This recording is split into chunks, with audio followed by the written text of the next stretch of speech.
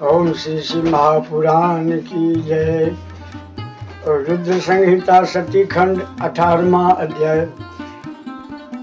देवर्षि नारद ने कहा, हे तात, अनंतर आपकी शिव जी से क्या बात हुई तथा उन्होंने क्या किया, कृपा कर बतलाइए। ब्रह्मा जी ने कहा, हे नारद, मैं उनके पास दक्ष का समाचार लेकर पहुंचा तो वे साधारण मनुष्यों की तरह स्वाभाविक रूप से सती और दक्ष का हाल पूछने लगे। मैंने उन्हें विश्वास दिलाते हुए कहा कि श्रद्धेय वर आपका कार्य सिद्ध होगा। दक्ष ने पहले ही अपनी पुत्री देना निश्चय कर लिया है।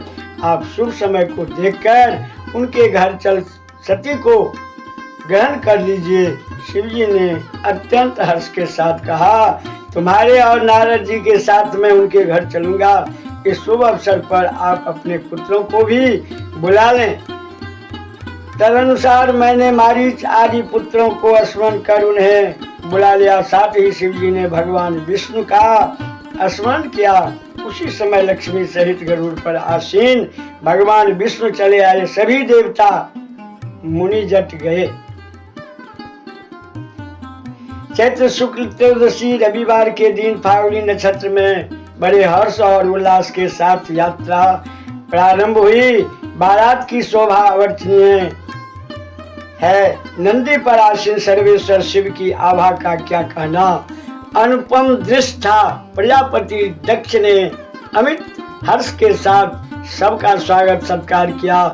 शुभ घड़ी में शिव जी ने अमित सुंदरी और सर्वगुण संपन्न शिवा को अंगीकार कर अपनी अर्धांगिनी बनाया। सबने असीम हर्षोल्लास से मंगल कामना की। 18वां अध्याय संपूर्ण। 19वां अध्याय। ब्रह्मा जी बोले, कन्यादान के पश्चात दक्ष ने शिव के लिए बहुत सा दहेज दिया, ब्राह्मणों को भी बहुत सा धन दिया। तब लक्ष्मी सहित विष्णु ने उठकर शिव के पास हाथ जोड़कर कहा कि हे महादेव जी, आप संपूर्ण ब्रह्मांडों के पिता और सती सबकी माता है।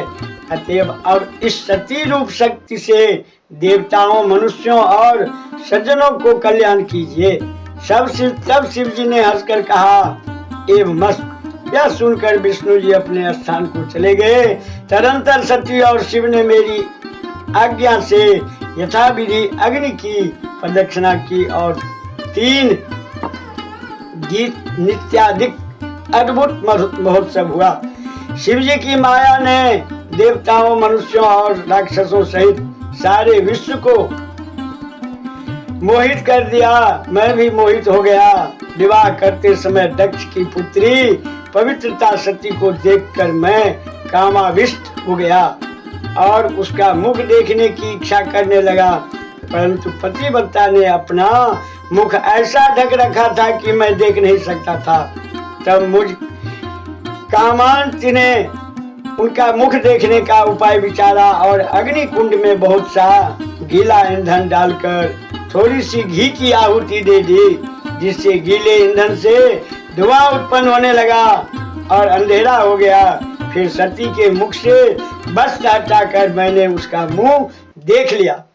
मेरी इंद्रियों में विकार हो गया। बर्फ के समान मेरे बीज की 4 बूंदें पृथ्वी पर गिर पड़ी। मैं शक्ति को उससे छिपाने लगा, परंतु शिव जी ने अपने दिव्य नेत्रों से मेरा वीर्य पतन देख लिया। उन्होंने क्रुद्ध होकर कहा, हे पापात्मा, तूने यह क्या क्या निंदित कार्य किया। विवाह के समय मेरी स्त्री का मुख अनुराग से देखा। ऐसा कहा शिव जी ने मुझे मारने के लिए त्रिशूल उठा लिया। मरीच आदि मेरे मानस पुत्र हाहाकार करने लगे। भयभीत देवता शंकर की स्तुति करने लगे। दक्ष ने भी सामने जा हाथ उठाकर शिव जी को शीघ्र ही रोका। शिव जी ने कहा, विष्णु जी के कहने के अनुसार मैं सती को कामादृष्टि से देखने वाले को मार डालूंगा। ब्रह्मा ने आशा भरे नेत्रों से सती को क्यों देखा, इसका वीर्यपात भी हो गया। अतएव मैं इस अपराधी का वध करूंगा। शिव जी के ऐसा कहते ही सारे देवता कांप उठे। इसी क्षण विष्णु ने आकर क्रोधान्वित शिव की बड़ी स्तुति की। दृढ़वर्ती शंकर ने कहा, हे विष्णु, तुम मुझे प्राण से भी प्रिय हो, मुझे हटाओ नहीं, इस दुष्ट को मारने दो, यह बड़ा दुष्ट है। मैं इस महापापी को मारूंगा, अब सृष्टि को मैं स्वयं ही रचूंगा, अथवा अपने तेज से दूसरे ब्रह्मा बना लूंगा। इस पर विष्णु जी ने कहा कि हे ईश, हम तीनों देवता आप ही के स्वरूप हैं, न तो ब्रह्मा आपसे भिन्न है और न मैं, आप भी हमसे भिन्न नहीं हैं। हे सर्वज्ञ, आप सब कुछ जानते हैं, आप शिव ही अनंत और सर्वस्वरूप हैं, जिसमें नित्य और दीर्घादि का कुछ भी विशेषण नहीं है। विष्णु के इस प्रकार बहुत कहने पर शिव जी ने मुझे नहीं मारा और वे महादेव फिर प्रसन्न हो गए। 19वां अध्याय संपूर्ण।